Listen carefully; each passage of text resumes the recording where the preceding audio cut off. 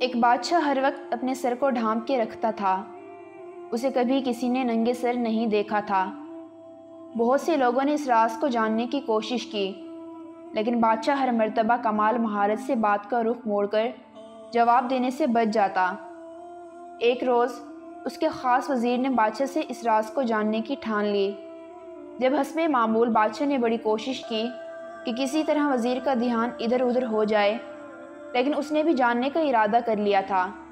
آخر بادشاہ نے وزیر کے سامنے ہتھیار ڈال دیے، لیکن اسے ایک شرط پر بتانے کی حامی بھری کہ وہ آگے کسی کو نہیں بتائے گا، اور ساتھ ہی کہا کہ اگر اس نے شرط کی خلاف ورزی کی تو اسے سخت سزا ہوگی۔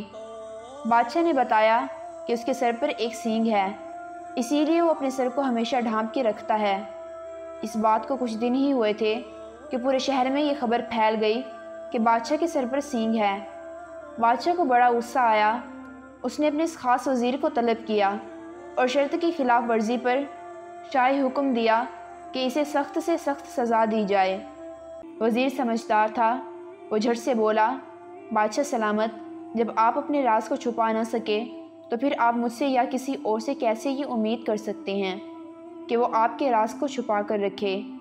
لہٰذا جتنی سزا کا حقدار میں ہوں اتنی ہی سزا آپ کو بھی ملنی چاہیے۔